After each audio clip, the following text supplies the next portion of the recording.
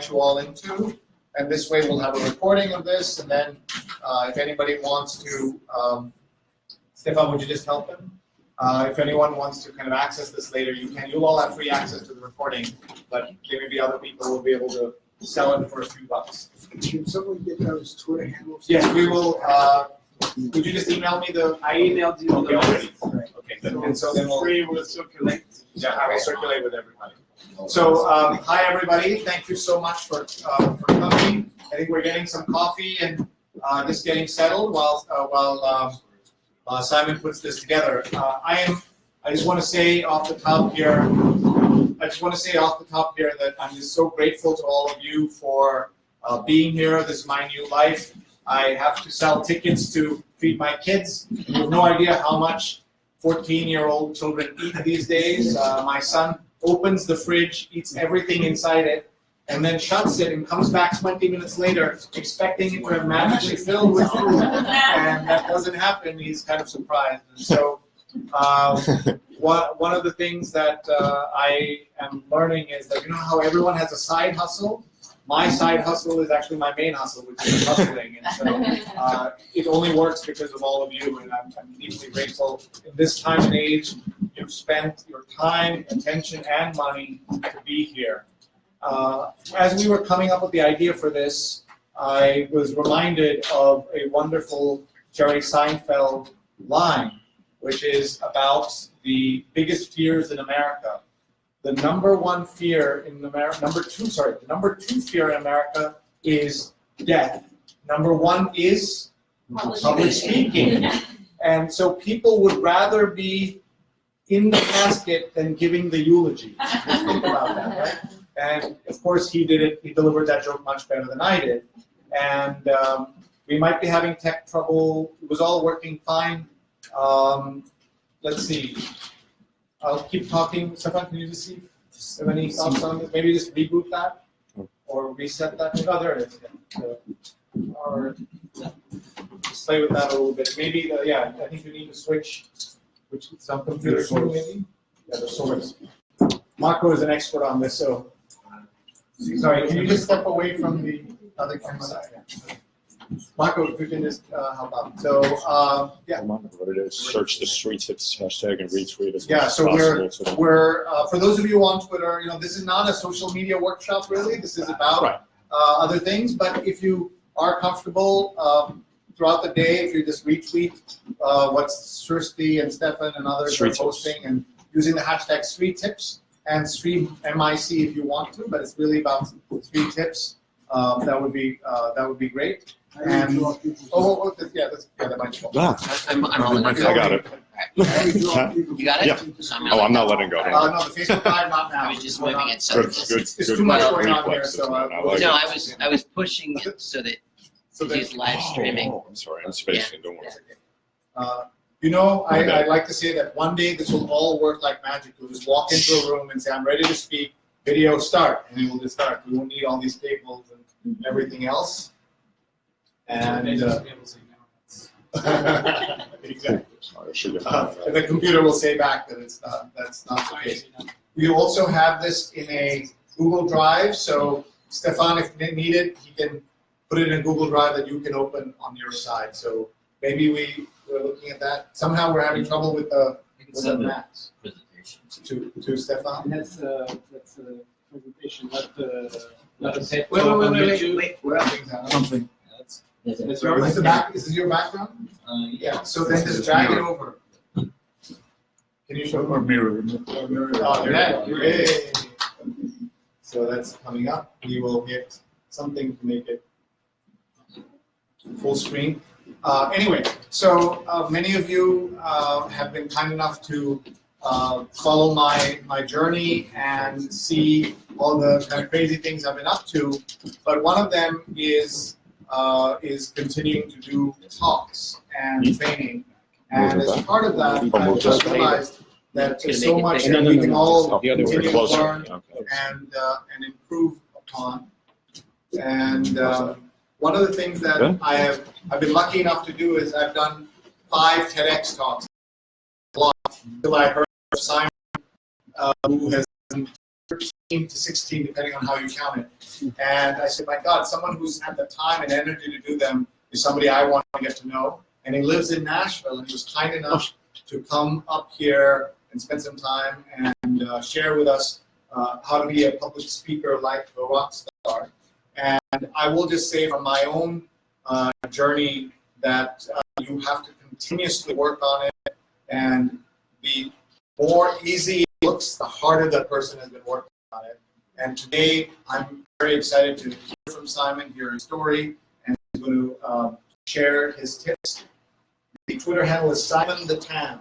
He's Simon Tan, but Simon the Tan. And please do follow him.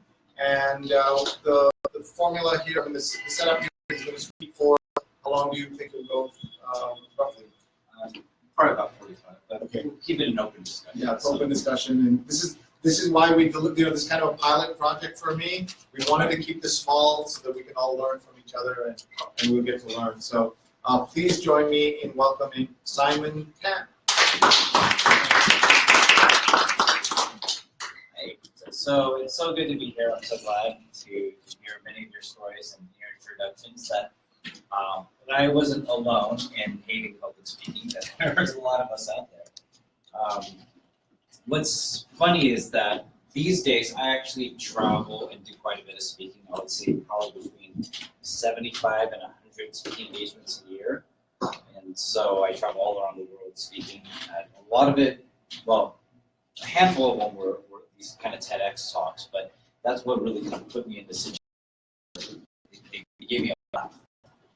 And it's kind of funny being here now because when I took public speaking in college, I remember thinking, this is the worst thing ever. Why would anyone want to do this? If there's anything I'm not going to do in life, it's going to go around to public speaking. Yet, I find myself here. Oh, it looks like a kid got bumped or something. Is that public? But as that's popping up, I would be more than happy to kind of share with you my TED story. So how many of you here wanted to do a TED Talk one day? Okay, a number of you. So this is something that I find often, like people talk about how they want to do it. And I can tell you that the first time I saw a TED Talk, that was in 2011. I popped up online and I thought, this is just absolutely incredible. And like many of us who come across an interesting video on YouTube, just kind of dive into this hole. That there's, the video comes and then there's another one kicks off, and I just started thinking, this is such a really cool thing. A lot of them were really inspirational. I just started getting a lot of cool ideas from it. And I thought, maybe I would like to do that one day. And so I thought back at the words of one of my mentors, which is that there are three kinds of people in this world. Those who make things happen, those who wait for things to happen, and those who wonder what the heck just happened. And he said, hey Simon, be someone who makes things happen. So that's what I decided to do, rather than just sit and wait for an opportunity to come by. I just went ahead and started kind of researching how I could be on the stage, and then kind of working backwards from there and trying to actually, get ready to make that happen. You know what? We can just look at it. So I think maybe your computer went to sleep, and that's why. No, you're back up. Okay. All right, awesome. So basically, what I tell people is when people ask us, how did you get a TED Talk? Or how did you get so many TED Talks? The reality is that the answer is not really that dramatic or sexy or interesting. I went to TED.com. I clicked on events. There's a lot of them today. And I contacted every single one in the world where I could communicate in their language and where I thought I had an idea that would fit the theme of the conference that they're hosting that year. So the first year I did this, I contacted 300 events. Every single one individually. Some of them use a contact form, so it took a little while. And that year, 299 of them ignored me or said no. But one of them was crazy enough to say yes. And that happened to be in Seattle, Washington, TEDx UW. And so what I did was I immediately wrote 299 follow-up emails to everybody else and said, hey, These guys said yes. Would you be willing to reconsider? I have this other idea that I would love to share with your community. 2 more said yes. So my first year going at it with 0 speaking experience, I had 3 TED Talks booked. The next year, 4. The next year, another half dozen. So it's amazing what can happen just from persistence. But then I started kind of getting into it so much. I actually did a TED Talk called How to Get a TED Talk. It was basically like this, 12-minute talk about what it meant. And really it's about coming to this idea that TED is to the table, which is that you have to create an idea that's worth sharing. So before we kind of get into that world and talking about like what they call the TED Commandments, which are the rules that the TED organization likes to share with folks, which you can use in any kind of format, whether you're doing a TED Talk or you're on a panel or any other kind of presentation. I want to talk about what I have found to be very helpful in terms of preparing for any kind of public speaking event. This today, by the way, this is my first time ever doing this particular kind of workshop. I put together these slides on my road trip from Nashville. Thank you. I think it's on a short. Yeah. Let's you have to keep just using your flat. Just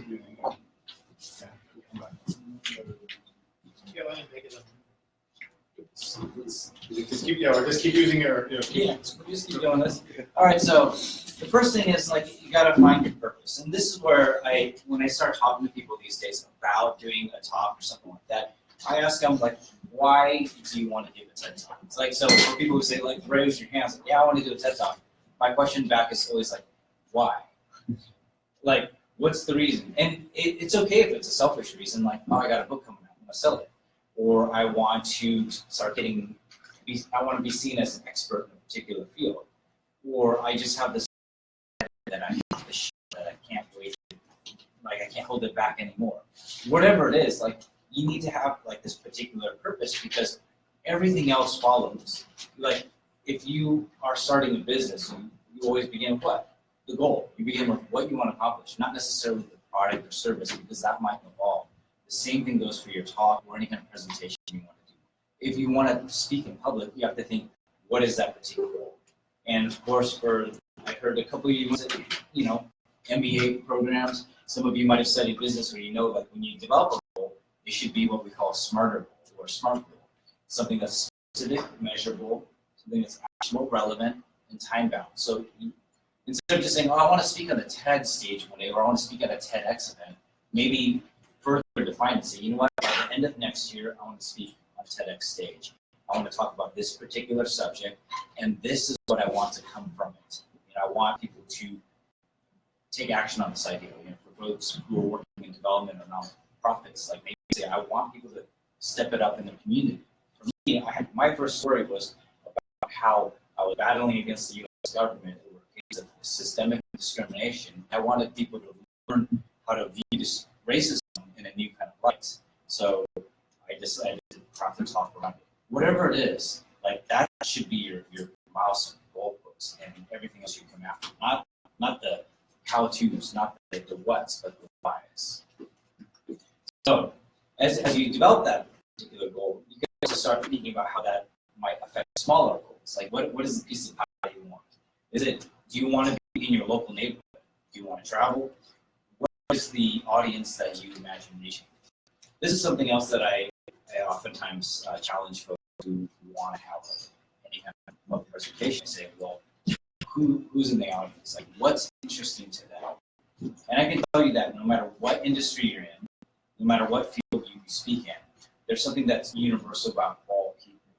That's that they are interested in stories. They're interested in narrative. And there's a leadership expert named John Maxwell who oftentimes says, people don't care how much you know until they know how much you care. Can you say that again? People don't care how much you know until they know how much you care.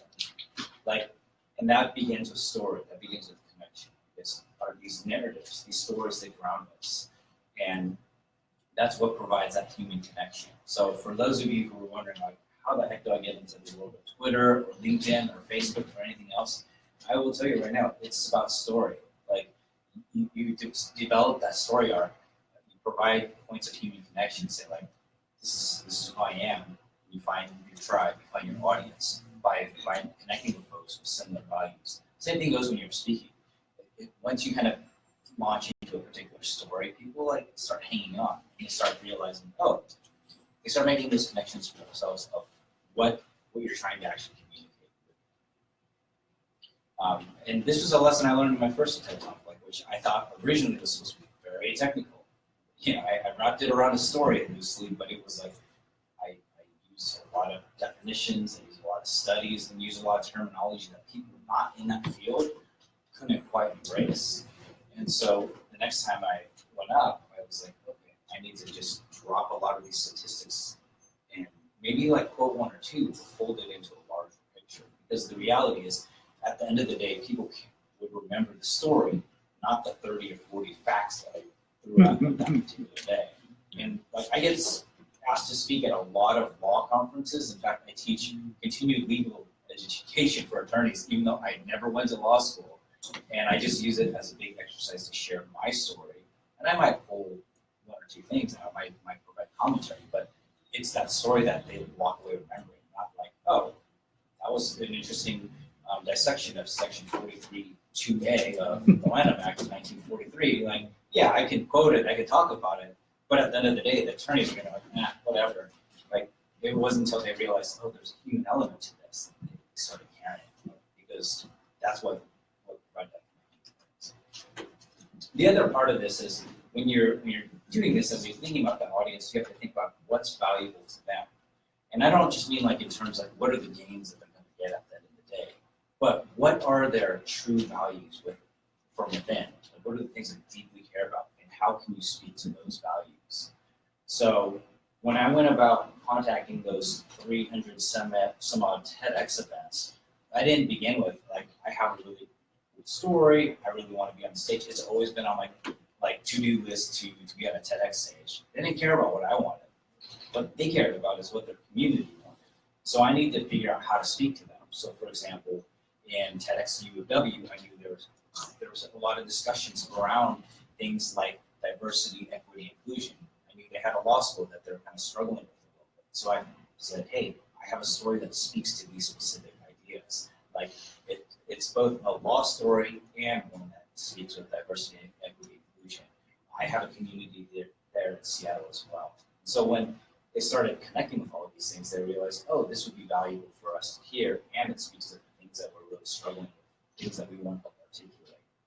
And this is another thing, like whenever I do workshops on social media, I say like people don't really care, like again, it's like that same thing, they don't care about what you know, but if you can communicate with them on like-minded values, all of a sudden, they're a little bit more interested in hearing what you have to say. So I did a TED Talk a number of years ago called How to Talk with a White Supremacist. I seem to be a white supremacist magnet because they love contacting me. And what kind of allowed me to stand out was rather than just blocking every single person, saying, oh, this is just a troll, it's just they're spewing hate speech, I don't want anything to do with them. I instead turned it around and would ask them questions like, well, what do you care about? Because I thought behind those stories of hate and fear, there's a story of pain. If I could get at that and start talking about their individual family stories and why they came to that particular place, I realized we could make a connection. And selfishly at the time, I was like, this would make a great TED Talk one day. And eventually I did turn it into one, saying like, I learned that it was, originally I was going to kind of debate them and like tear down like Stormfront and like KKK's manifestos point by point with individuals. And it was called How to Talk to the White Supremacists. But then I realized nobody wants to be talked to. They want to be spoken with. So I changed it to How to Talk with the White Supremacists and talk about those conversations that took place. The same lesson could be applied to public speaking. No one wants to be lectured at. No one wants to be talked to. But they want to have something that they realize, oh, we connect on these base values. We're making that kind of connection. Same thing with, I know there's a follow-up session talking about like on camera, how to be a better person on camera. Like focus on stories and focus on the things you care about. Because the people who care about those same things will gravitate towards you. And again, like you want to get something that's exciting. gets people excited about that. So like even if you're speaking about like a really boring topic, if you wrap it around like a story that's that has human values and shares like a story arc in terms of like there's conflict, there's resolution, like people are going to be much more interested in that. A good friend of mine, she actually did a story about sewage wastewater. I can tell you, like most people are not that interested in like gray water systems and how that filters out. But she wrapped it around like building. She talked about how she worked with an architecture firm to build a building that had pipes that reused water. Like all the water from the toilet systems would go down and water the plants. All the water from the sink would go through an intricate filter system, come back in through other parts, like where you flush the toilet. And it was the first building built in the city of Portland that was not connected to the city's water main at all. She talked, and like, for me, I'm like, oh, that's really fascinating. But what really hit home was wrapping it around the stories of people who lived in the building and how much they loved it. She did this story in a small community called Bend, Oregon. And because it was so contagious, because the story was so powerful, it got picked up by TED.com. And all of a sudden, she reached millions of views just from that experience. And had she just focused on the science, had she focused on the architecture and like how much she knew, people wouldn't have cared. It wouldn't have been that interesting. But because she tied it up with members of her community, all of a sudden, it was something that they couldn't wait to jump at. So again, this really kind of comes back to this main idea of like you have to figure out what your voice is before you figure out the stage. Figure out that goal. Like, yeah, TED, I would say like a TEDx goal is like fantastic. But what's that larger goal? Who do you want to be after you reach that goal? Like then what? Then you're just waiting for the next one. Like figure out what you want to communicate and figure out the platform. Whether it might be a TED Talk, and they're great. There's a lot of them, like a lot of spin-off talks these days, like 10 by 9, there's Ignite, there's all kinds of conferences out there. But figure out what it is that you want to deliver to other people, and then work out the steps to get there. So there's this idea out here of like when people are talking about getting ready for a talk, a lot of times they think, well, if I study my slides enough, if I study my notes enough, then I'm going to be ready. What I found is a lot of folks who do that don't necessarily feel ready. You just step up and you're like, do I know what I'm talking about? Am I going to look like an idiot up here? So what I want to share are some of the steps that I've used to prepare for a TED Talk. And in turn, I've also used them for many other speaking engagements. Perhaps some of these tips will help you in your particular path as well. First is like defining what success looks like to you. Does that mean surviving the stage? If so, like, great. Does it mean people buying your book? Does it mean gaining you like 20% new social media followers? Like, what does success look like for you? Like, define that first, because then you can work out what those goals are, and you work out the steps to get there. The other part of this is to actually sit and actually visualize that moment. Say, okay, this is what it's going to be like on stage. I want to visualize actually making human connections and goals. I want to visualize my Twitter following going up. I want to visualize people checking out my website. Like whatever that goal is, figure it out. Because the more you visualize and concentrate on that part and use that as a definition of success rather than simply, making it to the stage that day, you'll have more that you start preparing for. Your focus will start changing and shifting towards these metrics. Number 2 is to actually define that success like step by step. So again, it's like a SMART goal. It has to be specific. You want to know what that actually looks like, and then that way you can actually measure if you are indeed successful or not. Like if you're not successful, that's perfectly fine too, because then you say, where did I miss the mark, and how can I improve on that? What's also great about this is as you're doing trial runs, like a person, you can say, am I actually reaching that? Am I successful in my talk? Am I transmitting these values, etc. And so as you're doing this, this is what I mean. Like, you shouldn't actually ever practice your topic. You should rehearse. And it's like, what do you mean by that? It's like, okay, when you're giving a talk, are you sitting at a desk looking at your notes with the slides in front of you, like clicking on a mouse?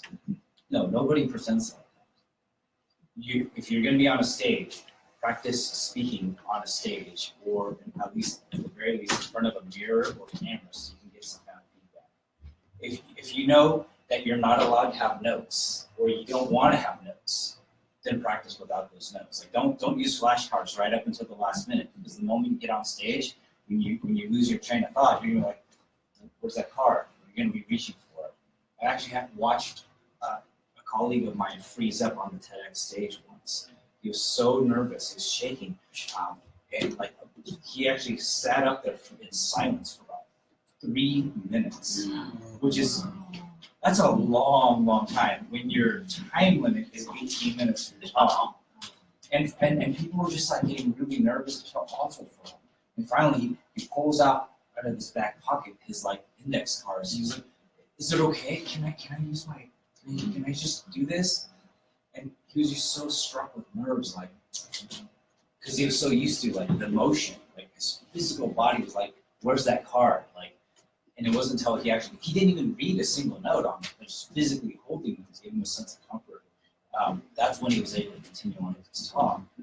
And so it's like, get as much into that zone as possible.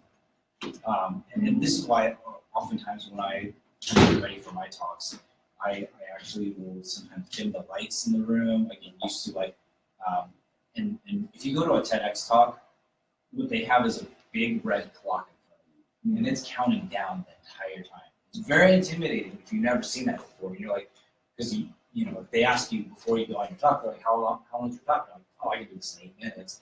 And you see that 8-minute timer start counting down. You're like, oh, I got 30 seconds left. You know, what do I do? And especially if you haven't prepared for doing things like pausing for audience response, like laughter or applause or something like that, and you start running out of time, it's nerve-wracking. But if you're used to that, and if you're used to that countdown timer, you can actually self-edit on the fly. You can say, hey, you know what? I got a minute left. I got to move into my clothes no matter what. There are things that you can do to help you prepare for that moment. Do you actually write a script of your talk? So it depends. When it's a TEDx event, I always begin with a fully fleshed out script.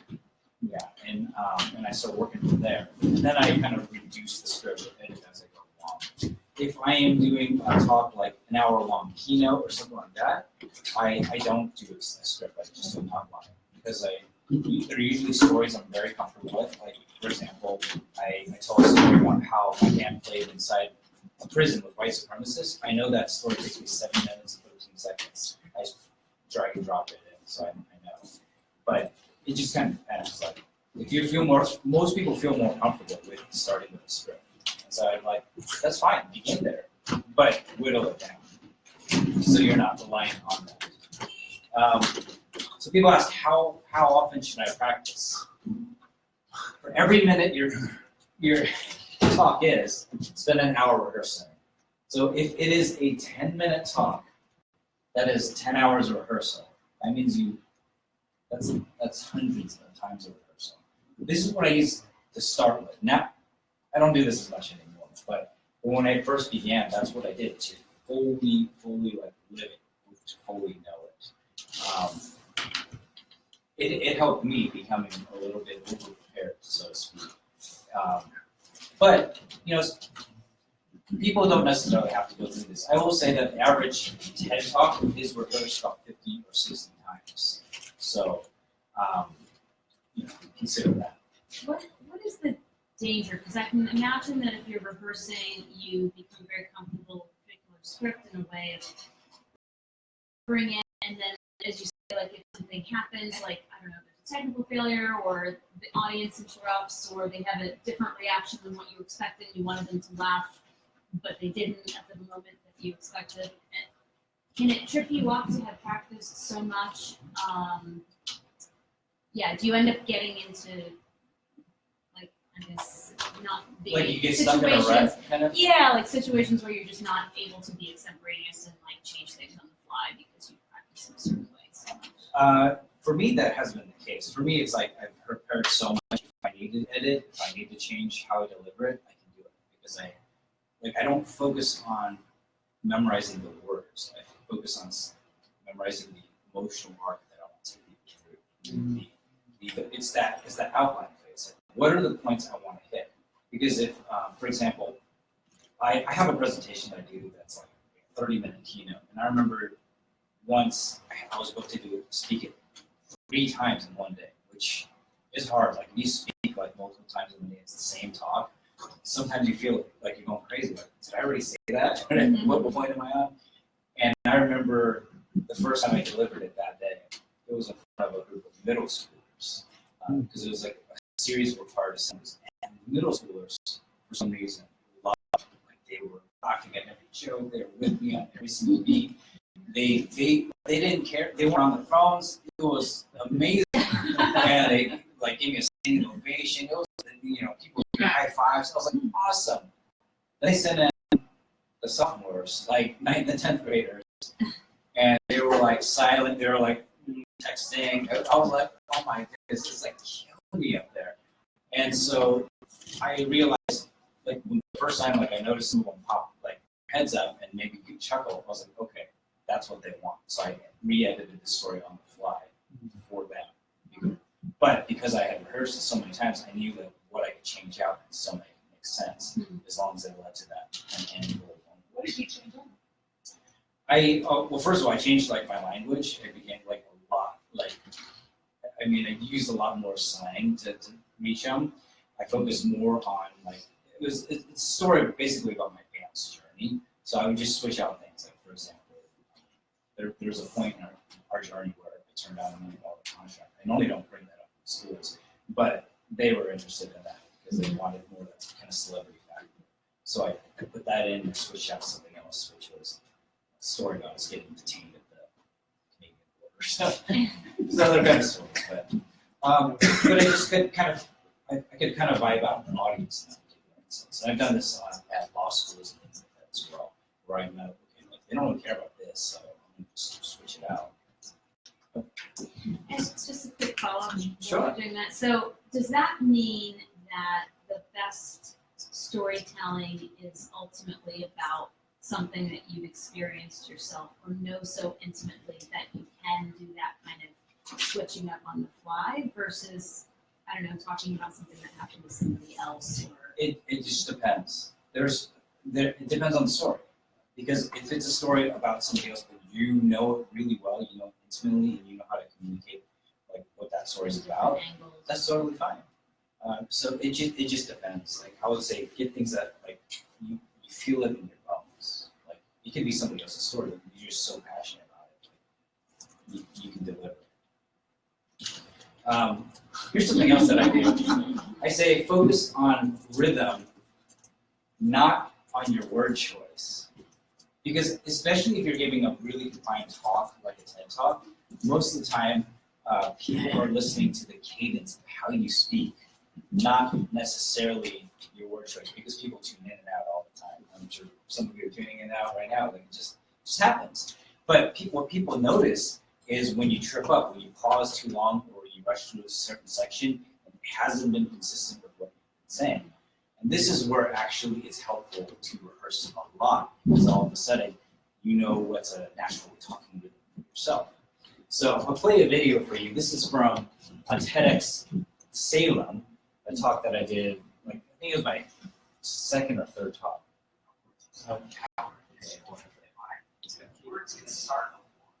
Can you hear that? No. I'm sorry. Do you have a audio cable for this? Okay, let's, don't worry about it. But basically, in the middle of this talk, you might even be able to see it in the video. Like I'm talking about this thing where I'm basically talking about word choice, but you can watch this online. See right here? I take a breath because I forget what I said. I have no idea where I am. And then the next few lines actually deliver on the spot. Like I just make it up. And then until I kind of catch up with myself mentally. And then I proceed from there. Like, most people were fine with it, but when I asked my drummer who was with me at that particular event, I said, hey, how did I do? He always says, he's like, well, and he'd never seen my talk before. He says, I feel like you messed up, like you forgot your spot because your rhythm changed. And so like, this was the original talk, like what I was supposed to say. And in this moment where I said it should be that way, we use the words, like I paused and I was like, okay. Like he actually wasn't sure because I paused so long and I took a breath. Like I felt like it was a moment where I basically spun it off like, okay, I'm just concentrating and then we'll continue on. But like, it was enough to where he realized like, what is he, is he okay? There's a, Oh, quick question. Yeah. As you're talking, are you also observing the audience reaction to adjust?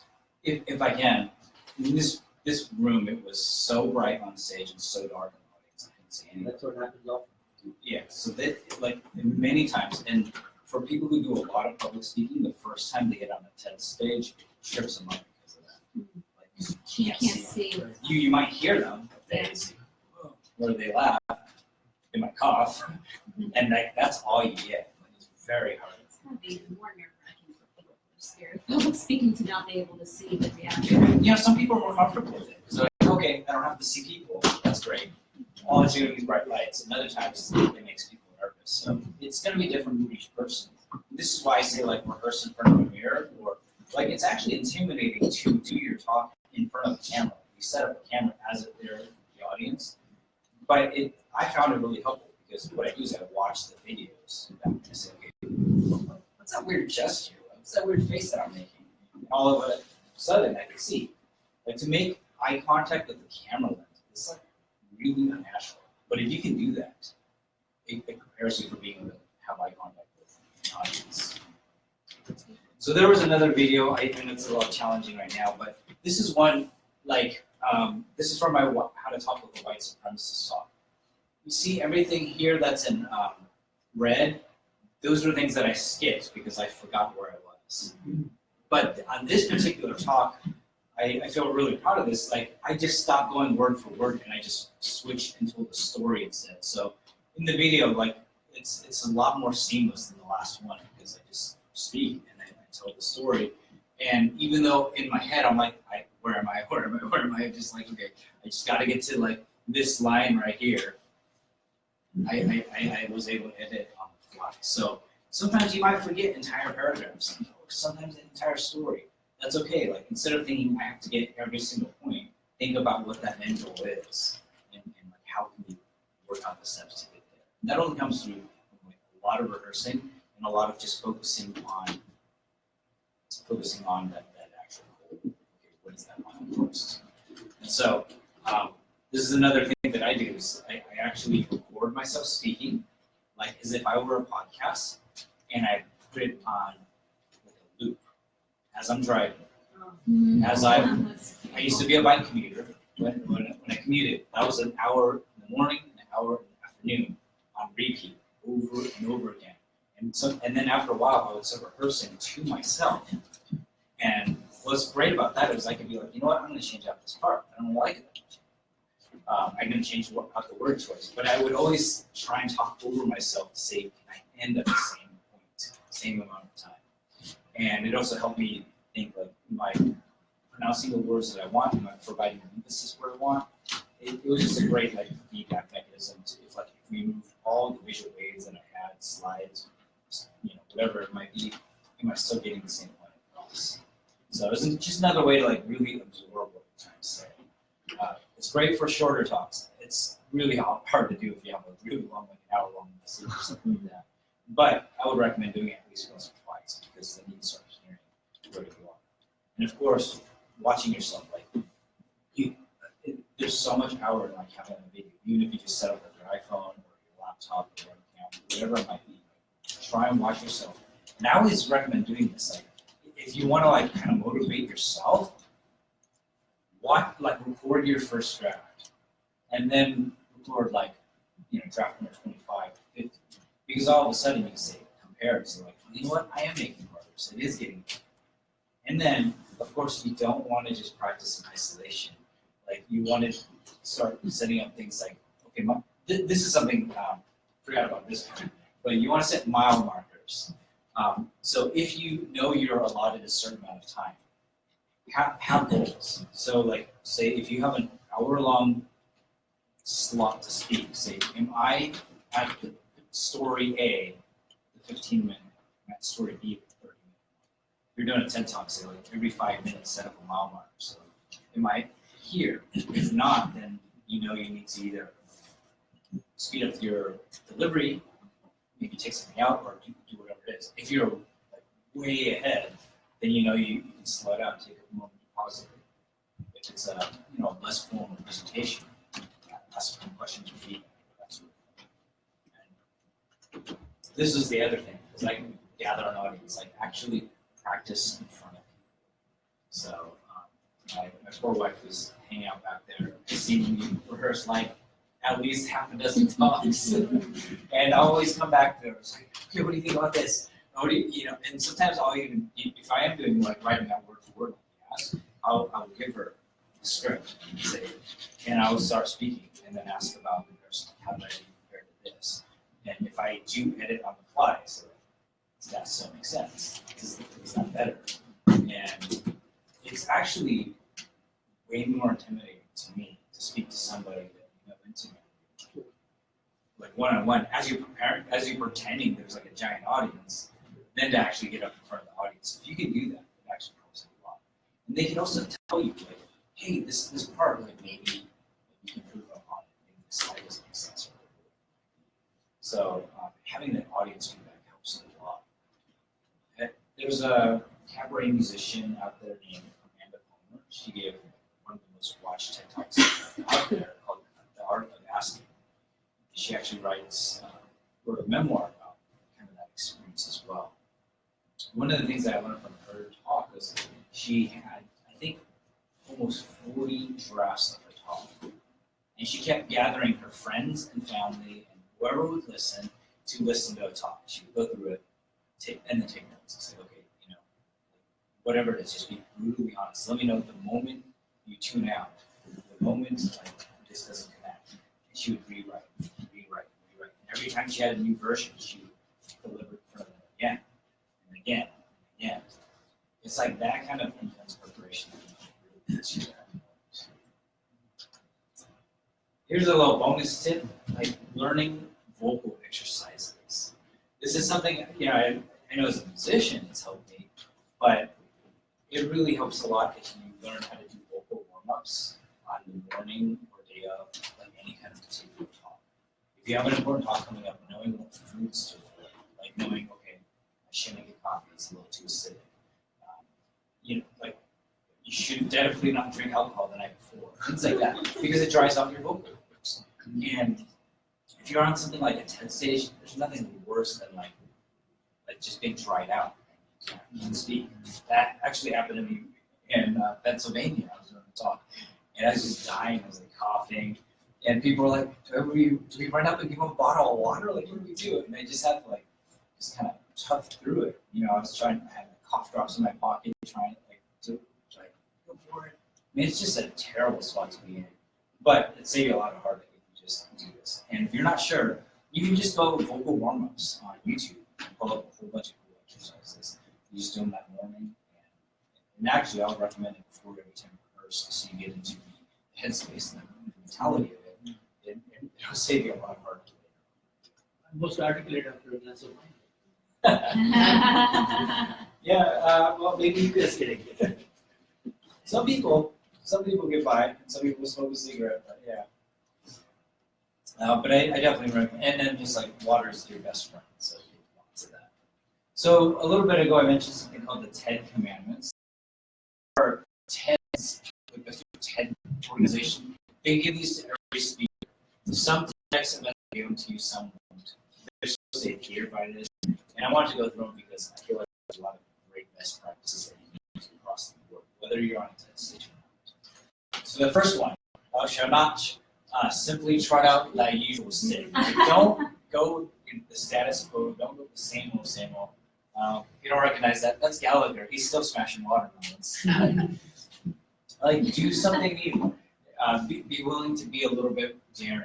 Take risks. Because people will conceive it's your same thing over and over again. And while it might be helpful for you, People want something that's exciting, fresh. Thou shalt dream a great dream, or show forth a wondrous new thing, or share something that was never shared before. So, if you want to go on a TED stage, one of the rules is you cannot have presented this idea before in front of any group. The TED stage has to be the first time you present it in public. The other part of it is like they want to cast new ideas. So there's a lot of books out there like, oh, I have like this specialty. See if other people have talked about it. Because if it's already been shared, you have to provide a fresh new angle on it. Otherwise, they're not going to be interested in hearing it. But if you're also delivering like, I don't know, commencement speech or something like that, it feels like you can go with a canned commencement speech and quote Robert Frost or whatever you want, like, or you can take on the new spin on it, which I will tell you, your audience will appreciate a lot more, especially if you feel like you can just Google speeches or order the thing. People want a new idea, and if you are talking about a topic that people know pretty intimately, then share your personal story and how you encountered it. That's how you can provide a fresh take, because you say like, this is when I first learned about this particular thing. I mean, this is a trick that preachers use all the time. You go to any church, they will tell you endless stories about their kids because they probably talked about that verse from the Bible way too many times already. It's like, okay. Or I knew of one, she would actually download the latest This American Life episode and talk about it. And like, oh, out of This American Life, they said this, and then tie it back into the sermon somehow. So it was like, that was a way of bringing out that new idea. Okay, thou shalt reveal thy curiosity and thy passion.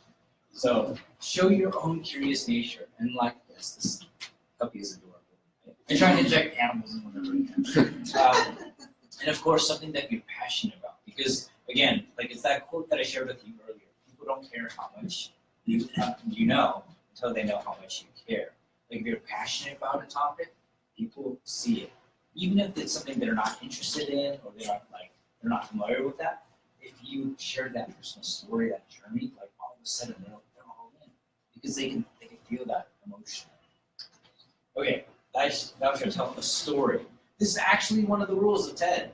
Like, it's funny because if you ask people like, what's so great about a TED Talk, people will oftentimes say it's inspirational. But TED doesn't want inspirational talks. They want stories because inspiration is great, but people forget about like, the feeling. The moment they walk out of the conference, they go home, and it's like, okay, it's time to get down and dirty and do the actual work. That inspiration will not last forever, but a story will. A story will stay in their mind. So that's why no matter what you're talking about, like, try and wrap it around a particular story. Okay, this is something that they actually freely encourage. It doesn't happen that often anymore.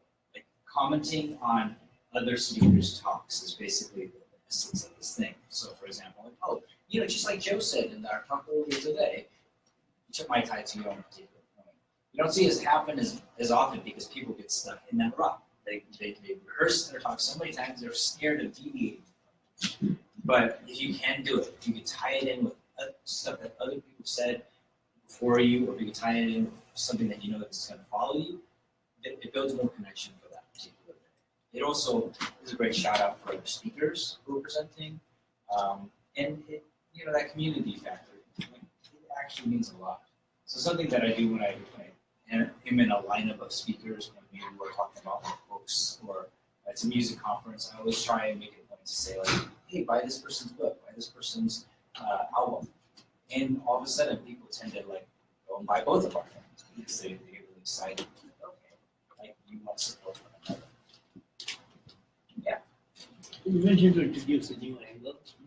So for me to introduce a new angle, do I need to listen to other TED Talks on the subject? How would I know? Oh, well, so I definitely do recommend listening to other talks if there's a specific subject area, just so you can hear what other people are saying and see like, okay, what can I do that's a little bit different. But you can also see like, it's a great idea to see where people react to different ideas, like or how they react to certain ideas, because all of a sudden, it's like, okay, like these particular ideas work out well because maybe it's if it's a really serious subject, you notice like that it's a deep emotional connection of sadness, or it's an emotional connection of anger, and you notice like that riles people up because they want to take action. Or maybe you find that like, wow, they can still find joy in the moment. Then you can say, okay, like the emotional journey is what I want, but I'm gonna put my own spin on it by saying, like, okay, this is how I view this subject, or if you have a personal story that you can share. Okay, this is another one. Thou shalt not flaunt thine ego. So this came up earlier. Be vulnerable. Speak of your failure as well as your success. Like people actually find more connection and failures than successes, because they're like, oh, for example, if someone's on a TED stage and they're just killing it because they built some robot that does amazing things, and we're like, well, of course, they're a genius. They went to MIT. They got Fulbright scholarships. Like, I'm not that person.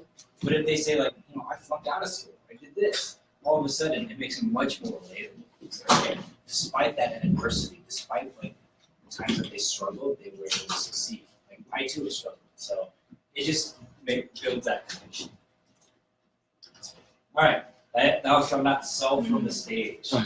So this is something that like people sometimes forget. Like when you are on the TED stage, you're not allowed to sell your organization you work for, the book that you wrote, the music you created, or anything like that. What you can hint at it, you can talk about the research, you can talk about where you work, but you can't do like ask for hard sells or ask for money or ask for anything like that, because people don't want to be sold to. They're there to gather ideas, and if in the process of doing so they think your organization's great, or they're so compelled by you that they want to buy your book, like that's fantastic, but don't make that hard sell. And thou shalt remember all the while laughter is good. This is something you'll see more and more, and I imagine this is the trend that is continually happening in TED. People try and find moments of levity. Like they try and inject either a joke, or sometimes moments of failure can be fun too. Like they interject that because laughter connects people. One of the things that I went to a TED talk in DC, spoke at one, and I felt really nervous for a while because no one was laughing all day long. And I was like speaker number 6 in this lineup, and all the talks were really serious about the work they were doing in education and helping out kids. And it was tough. Like, so when I actually got up there, like my whole talk was like pretty funny. It was about like me struggling with like dating and how I like to concepts of education and applied it into that world. So I like hacked the dating website and all this stuff. Like it took a while, like probably a good 2 minutes for the audience to feel like, oh, I can laugh at this. Like this is okay. Like try and interject it whenever possible, because it snaps people out of that routine. Then they have, for my talk, they ended up having a really, really good time, and it created like a really stark reaction. People loved it or people hated it, which is a good thing. Is it good to start with a joke, or? It depends. I would say like you don't necessarily have to start one, but I would say start with just something that's compelling. Now, if it's a joke because it gets people to remember, or if you know it's going to be a very humorous talk, like starting with one can be a good idea because it sets people in the right mood. If you want to start, there's all kinds of openers you can use. You can use a question to get them thinking, like whatever it is that you imagine your talk to be, like the sentiment to be. Figure out an opening that matches that tone. This is a rule that they have. Thou shalt not read thy speech. Every once in a while you'll see one pop up. Monica Lewinsky was one of the few people that were actually allowed to read her read every single word on her talk, because it was such a powerful and understandably so, like just nerve-wracking experience. But most people, if you read your talk, they won't show your talk online.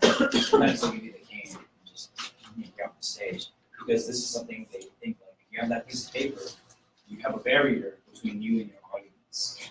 So they always have people trying to memorize it as much as possible.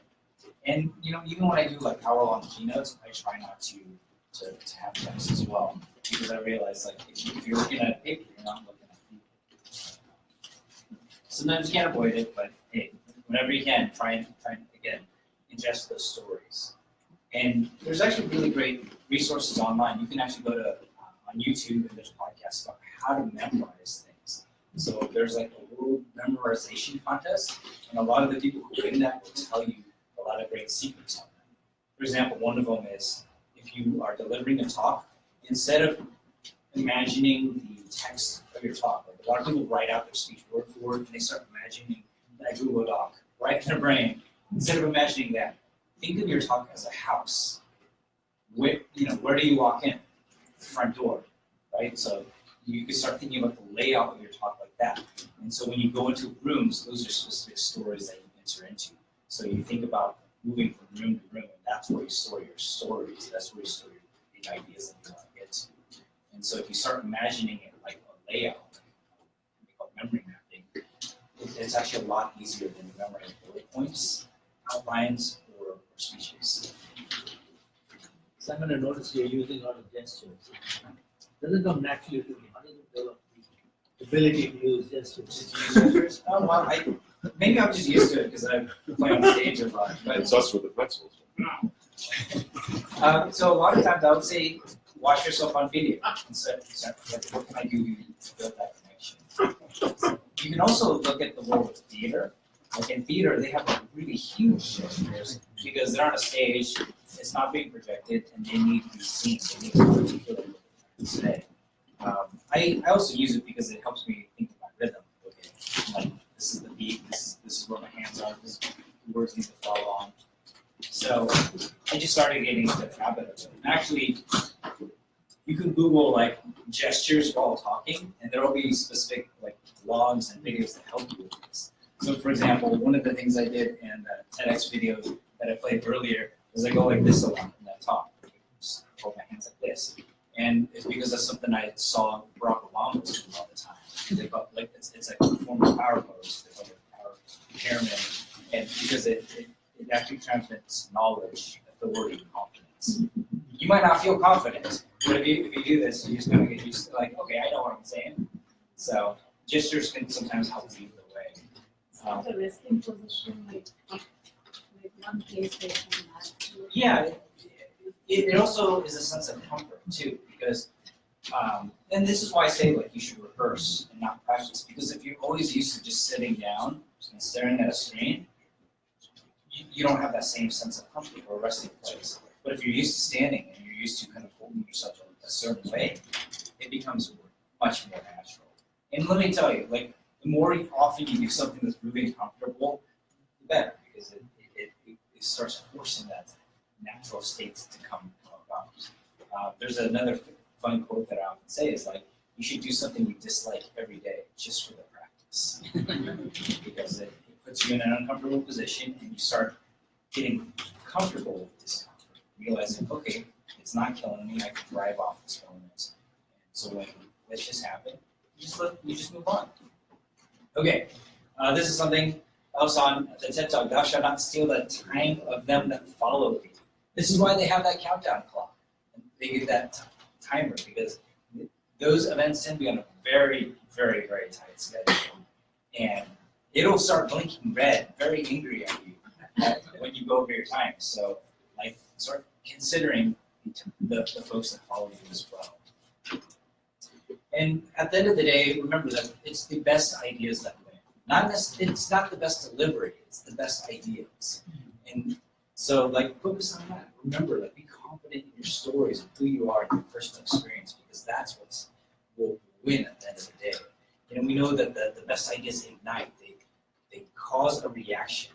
So if you want to know if your story is effective, you can actually take a lesson from Facebook. What happens on Facebook when you post something? People can like it, they can laugh at it, they can get angry, they can have that little tear face thing, whatever it is. Like, does your talk do one of the Facebook emoticons? If not, rework your talk, because you want to make people feel something at the end of the day. You don't want them to know something. If you did, that would be like the Twitter equivalent of like, I'm having coffee this morning. Like, it's not as interesting. But if you have a story like, I love this coffee shop, they serve the this thing, and this morning they remembered my name, whatever it is. Like I found an encounter on the subway because I met this woman and she told me her story. Here it is. Like those cause emotions to pop up, like ignite. Remember, the best ideas also give value to other people. They don't just give value to yourself. They are a present to other people because they can leave change. They can leave a call to action, whatever it might be. And as Ted would tell you, the best ideas spread. They're an idea that are worth sharing. So, these are some of my favorite tips of like kind of hitting the stage like a rock star. Think of it as a performance itself. And then, Um, any questions? I'm not sure where we are. Yeah, let's take some questions, yeah. Yeah. Sorry, I haven't been impressed with it. Oh, no worries. That was a great presentation. My question is about your strategy. You decided I want to give as many as possible. Yeah. So you applied all of those. You don't get paid for these. You said, this is my personal investment in this aspect of my career. So you live in New York, you get a gig in Seattle, you just do it.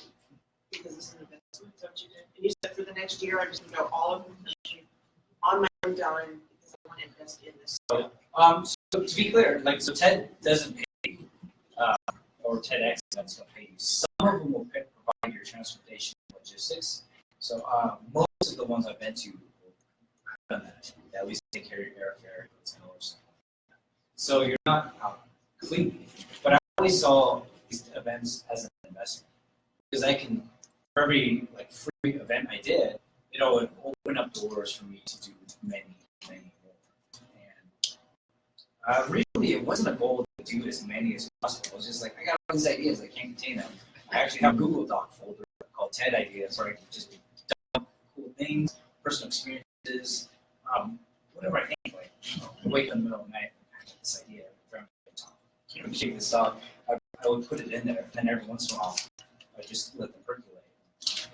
If it's enough of an idea that I think is worth sharing, I start pitching it. Nowadays, because I've done that so many times, I have the world record for the most number of TED Talks. It's like when I pitch myself to a speaking gig and I say that, you better believe that, oh, of course we want you. It's easy. It's just like that goes back to that mindset. Like make opportunities happen. Don't wait for them to happen. So even if it costs you money, I'd say it's worth it. It's like, would you pay money to help your own ideas spread? Like that's the kind of basis that I use. In money as in time, because it's obviously a huge investment in time, but also like fiscal dollars. Like even if I was not being paid for this, even if it cost me money, is that idea important enough to me that I wanted to pay for the flight? Like, okay, then it's an idea that's worth sharing. So I mean, if I wanted, if my goal, sorry, no, please. I was just gonna ask, since you have, so a lot of TED speakers that I've listened to have a particular theme or a particular content, even if they've done multiple TED Talks, like say Sir Ken Robinson, right? You know, on creativity, and there's a theme that kind of lasts throughout their career and through multiple TED Talks. Since it sounds like you've done talks on a whole multitude of ideas.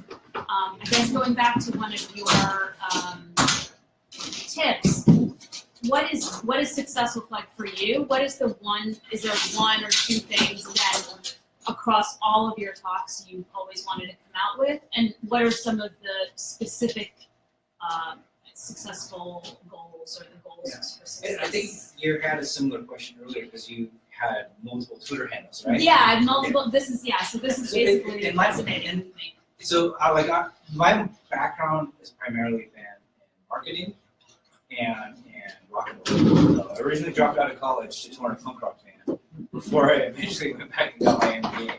But like that's my, and I was actually in a very similar mindset. Like, okay, what is my brand? What is this thing? And then I realized at the end of the day, like brands are actually really messy. Like it's okay for them. Yeah.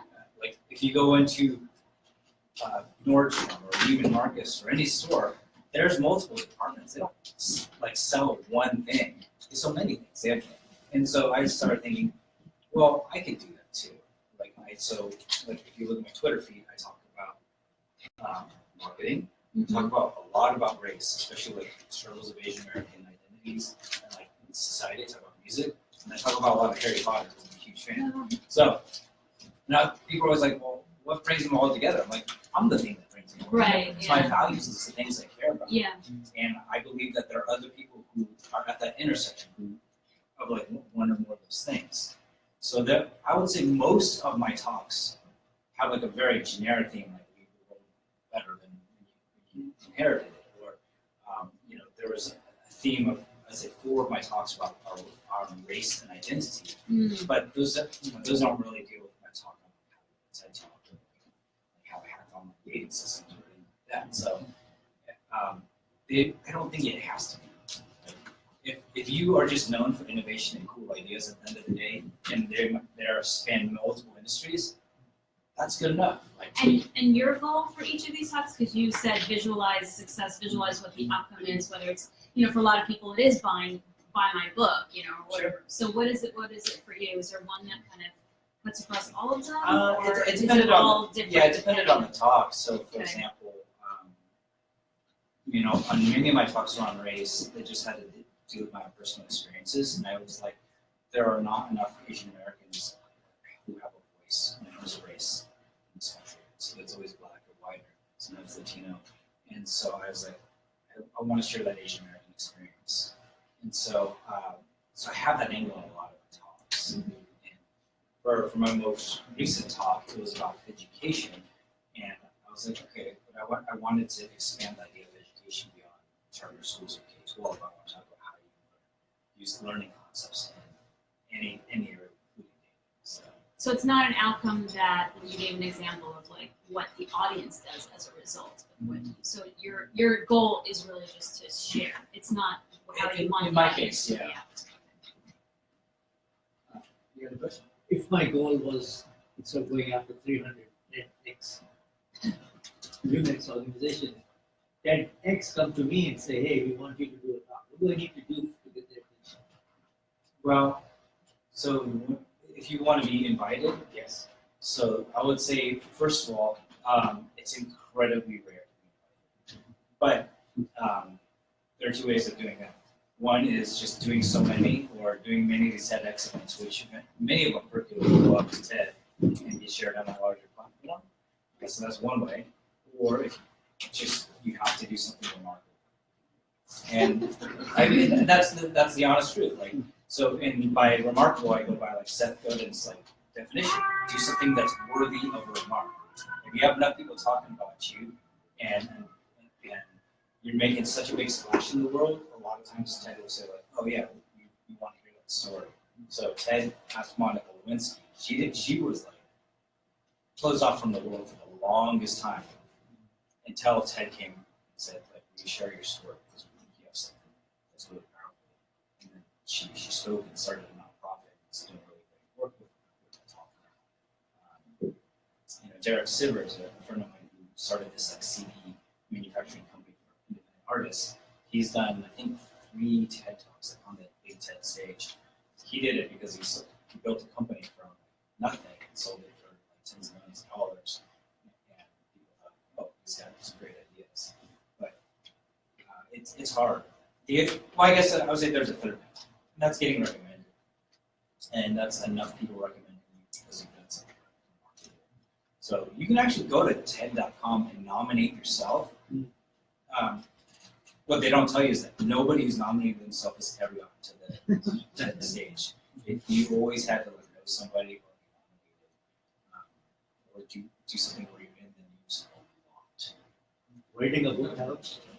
Writing a book does help, because it tends to be if you have a big book coming out, you have a publicist, the publicist working on things. So a lot of TED Talks have been secured by publicists because they're like, this is a great platform for you, you should do it.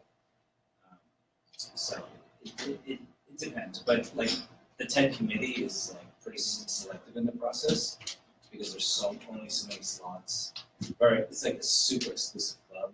What I would say is like, do the talks whether you're getting TED or not. Like get those TEDx talks because it starts getting ingrained in your system. You get familiar with the culture, you start building the community, and at the end of the day, you still get the ideas spread, which is really great. Because then you can open up to other opportunities. I have a question, quick question about pacing. So have you seen the parody on YouTube of the TED pacing?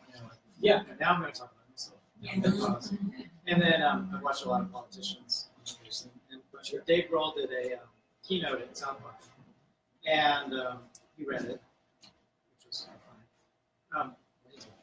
Sure. We had reading classes on. But it was perfectly paced, but it was still essentially Dave Grohl.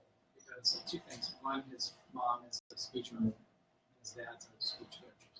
So he grew up from DC. Who are you talking about? Dave Speak Grohl. up. Dave Grohl. Dave Grohl? The head of the Dave Grohl. Foo Fighters. Foo Fighters. Fighters, Nirvana drummer. Sree, Couple of if bands. you're really old. He's famous.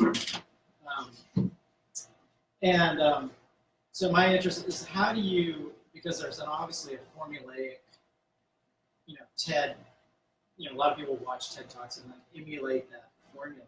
How do you get your pace? How do you create a pace, arc in your talk that still is palatable to that audience that is expecting that, but yet don't fall into that trap of just getting sucked into that formulaic, okay, now it's, now I'm going to talk about myself. Now it's going to be a present pause. Now it's going to be, Well, so it's like, it's like the same thing of like if you wanted to write a song, a pop song, there's certain formats that just work because people expect it, they know it, familiar with it, and they're comfortable with it. So I would say the outline and the formula doesn't matter as much as the stories. It's those ideas are better than the outline themselves. but you see what I'm saying. But yeah, I would say like you can always start from there and see what feels natural. Because if it feels forced, that's when people think it's formulaic. You could be following the formula to the T, but if it feels natural to your personality, to how you deliver it, all of a sudden, people are like just engaged. They're with you. They're focused on the story and the idea. So there's a really good resource out there called Talk Like TED. It's a book. I would say if you want to learn the formula, if you want to learn the outline or the kind of story arc, that book provides a much better resource than the actual official TED book itself, %. Because he breaks it down. He's like, these are the points. This is how many times you should repeat a word. This is like, if you have, if you're setting up a story, like you should do A/B format, or you can do, he breaks it down to about the 6 most popular TED formats. And what's funny is like at the end of the day, it doesn't really matter as much as like what feels good to you. Because if you feel uncomfortable, people. Okay, why don't we pause here and let's thank Simon for.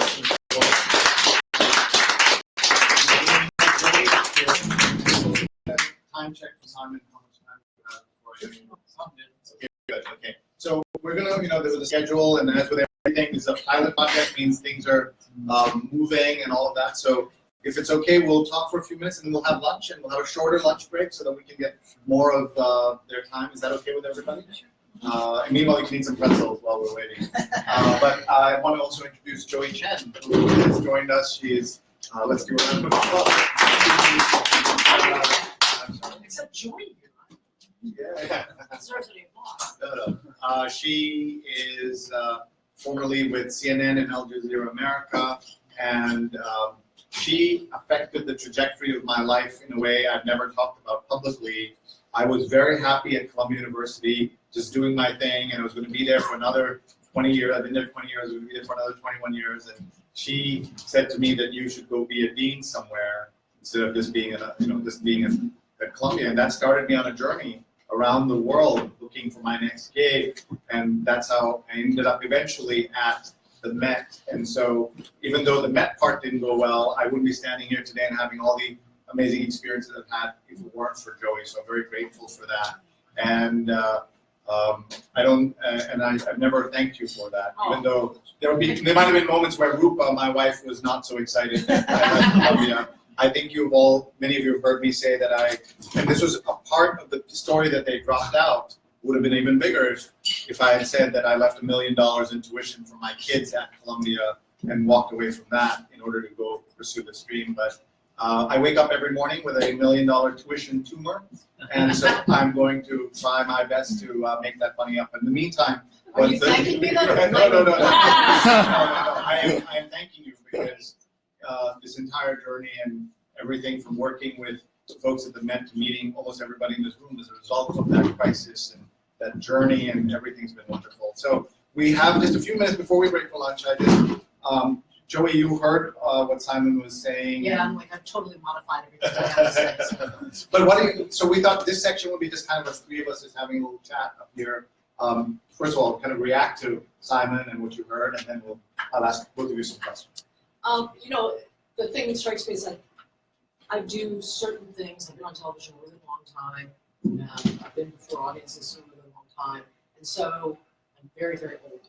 And so I stopped thinking about it.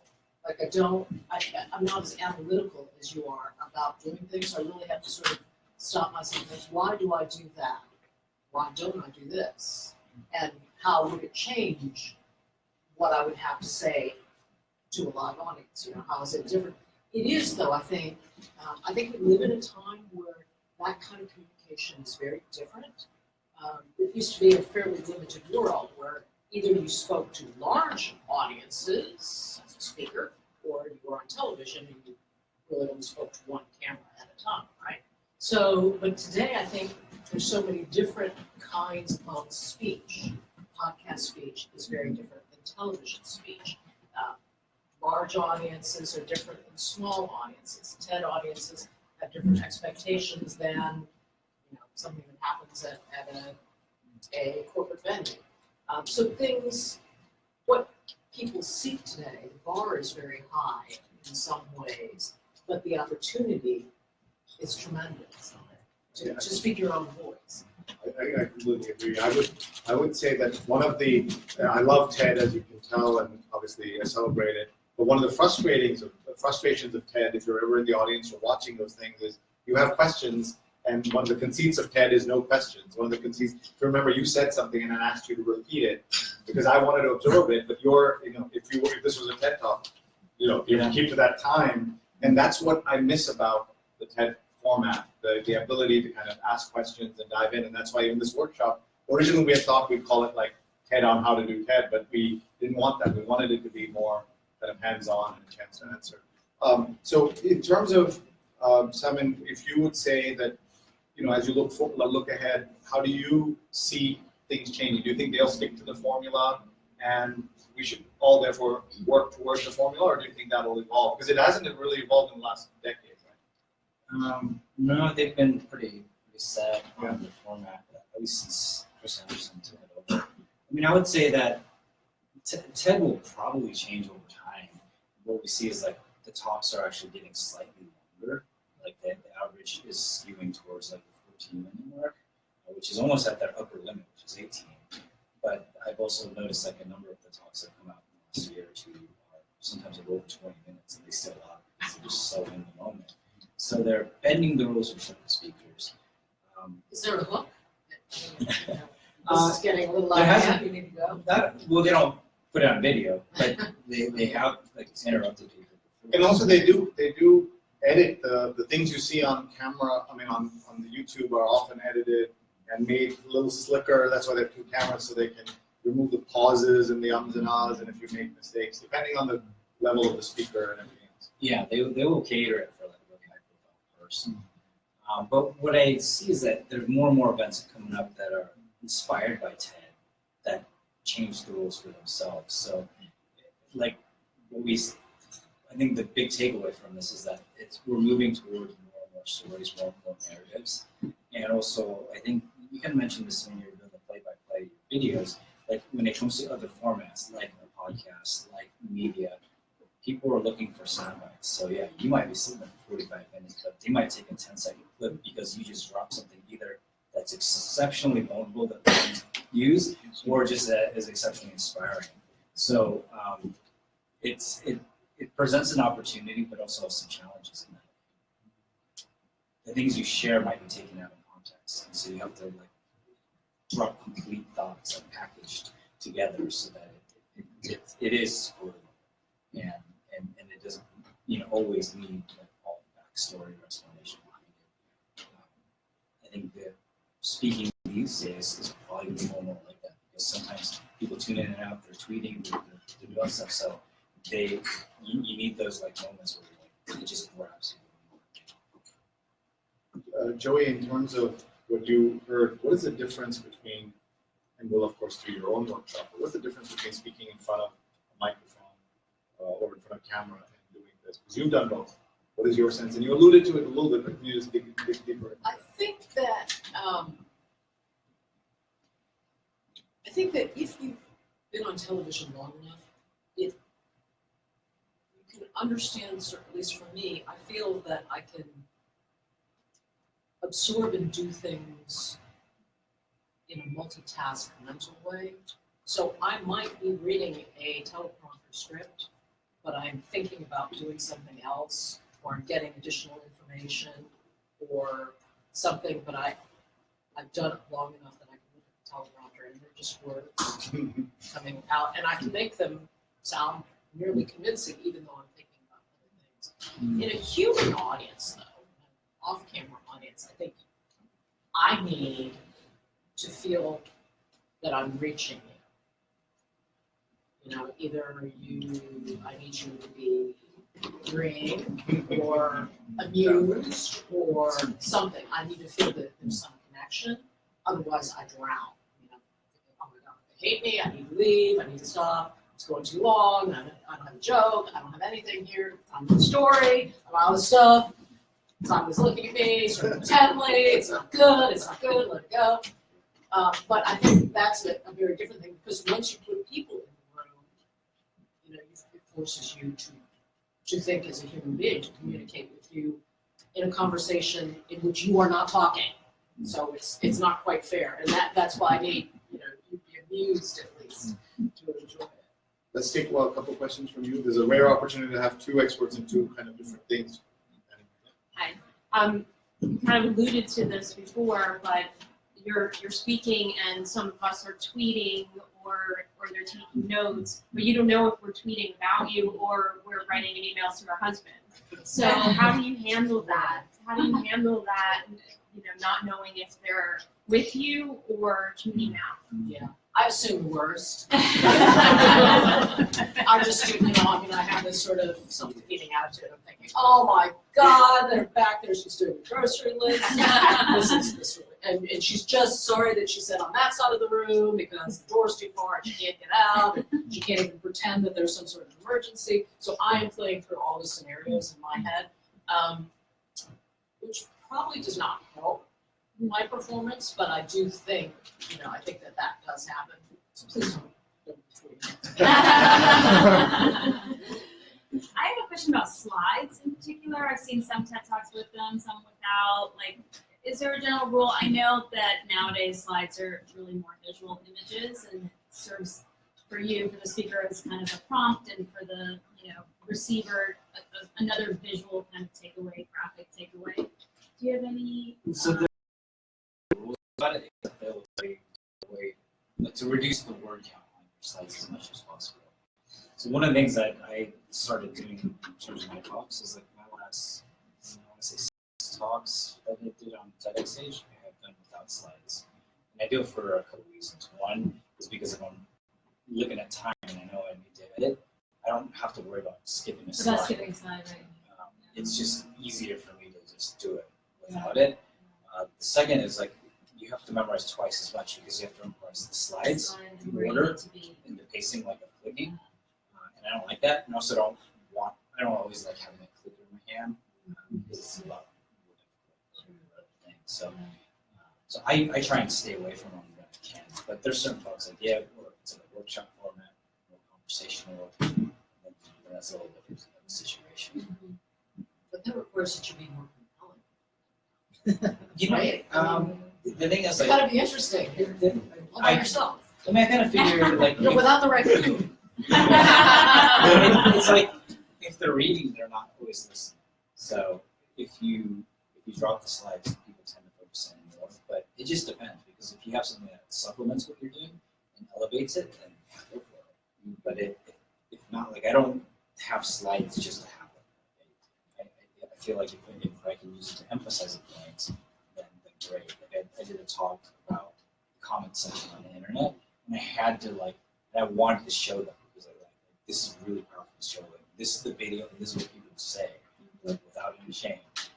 That was more powerful to me than just quoting comments. I have a thought on this.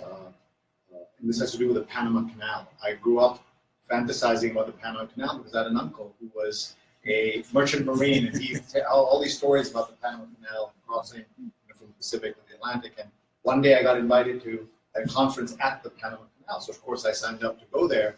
And at the end of the thing, I hated the Panama Canal. So how could that happen? And it happened because of PowerPoint. So I wrote a whole thing about why I hate PowerPoint. And the short answer was that the administrator of the Panama Canal had 400 journalists captured, and so he decided to have, in Spanish, 55 slides with at least 100 words on each slide, and read each one out loud while we were on simultaneous translation. And I left there hating, I didn't want anything to do with the Panama Canal. And it was only because of PowerPoint. And what I've taken away from that are two things. One is Guy Kawasaki's excellent rule about slides. You may have heard of it. It's called the 10-20-30 rule, 10/20/30. And what is that? You should do no more than 10 slides, no more than 20 minutes. And what's the 30? Anybody remember? I know you guys know. What is the 30? No more than 10 slides, no more than 20 minutes. Well, what is the 30? 30 words per slide. 30 words per slide is a lot of words. It's close. 30 font, 30 size font. At least 30 size font, meaning it should be really big. And that gets back to the point. If you start at 30, then you have no room to write a lot of stuff. And for those of you who've seen my slides from my presentation, they're really simple and just a few words, and because they are prompt. But I also use them kind of in a social media way to get people to take photographs of them, right? So they'll do this, and then the amount of things that come out of the talk are, you're basically giving them what you want them to say.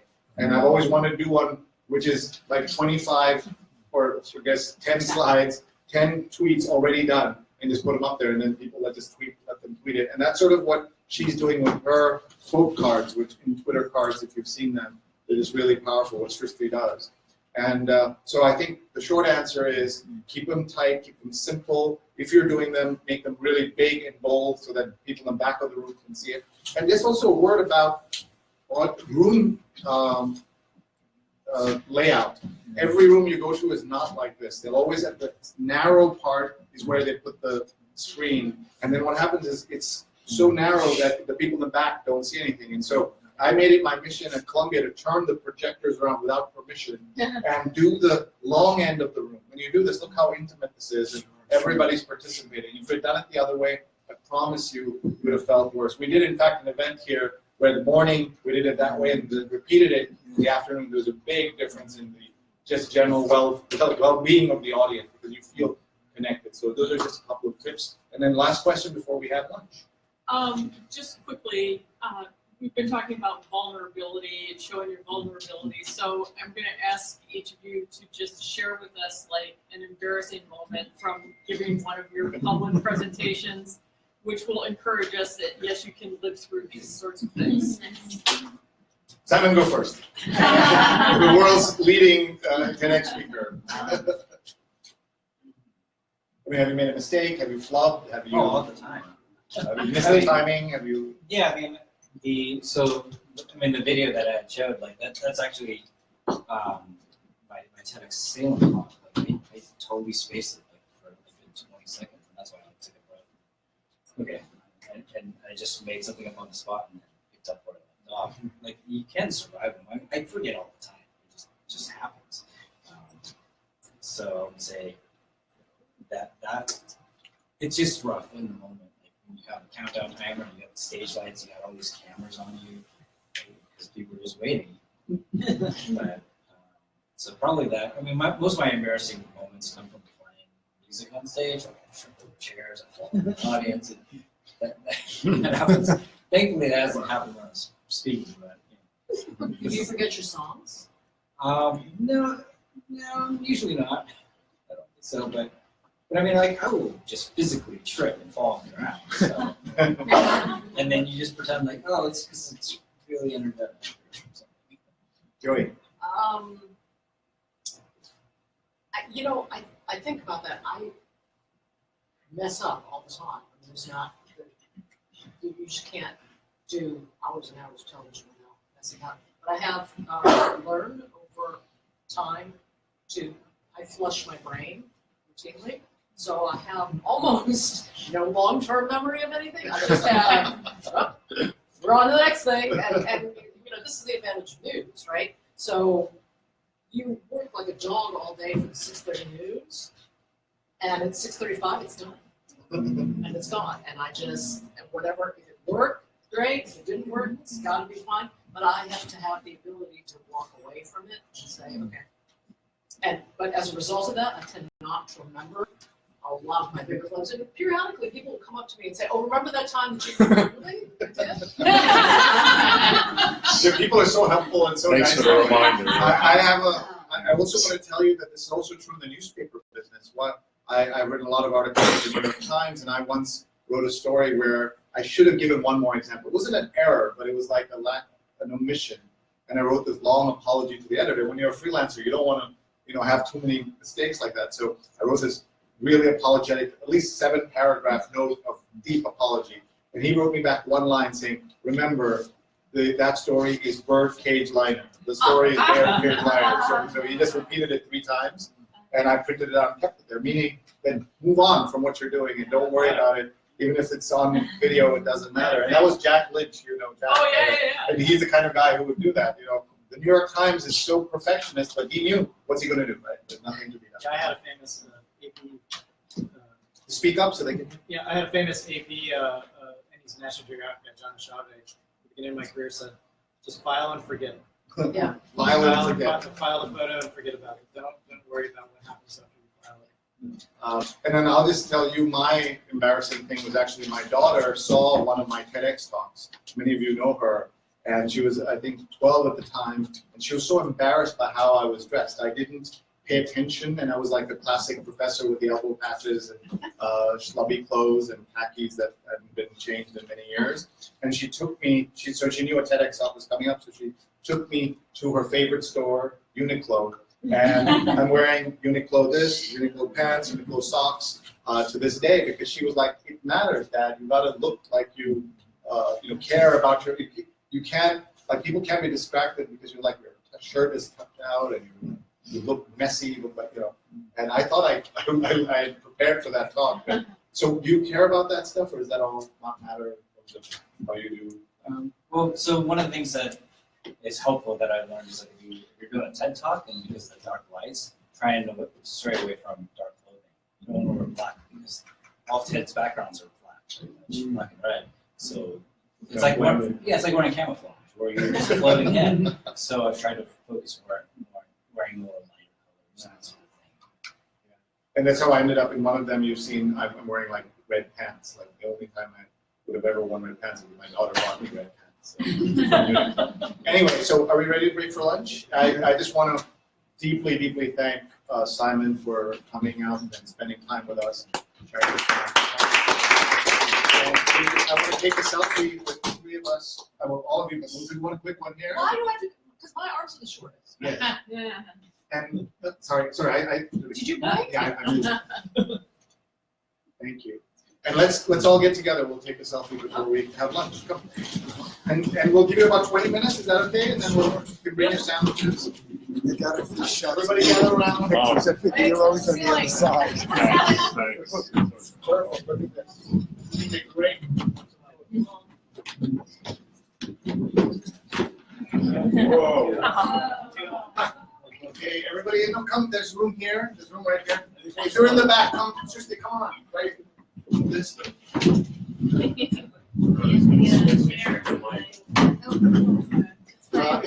If you're not, look, who's next to Ray? Who's next to Ray? I can't see her. No, there. Okay, there. Yeah. Rajni, are you there? Okay. Okay. I think Rita is hiding. Rita. I'm good. No, Rita doesn't want to be in this. Oh, yeah, that's okay. Okay, here we go. Where's Simon? Where's okay, Joey's there. Okay, everybody looking, 1, 2, 3, one more. Thank you. Yeah. All right, let's take something. There's veg and non-veg sandwiches. And please stretch. Yeah, exactly. Hi, folks. We're just taking a little break. We don't want to end this video. Well, actually, we will end this video and we'll start afresh with Joey. Thanks. Bye.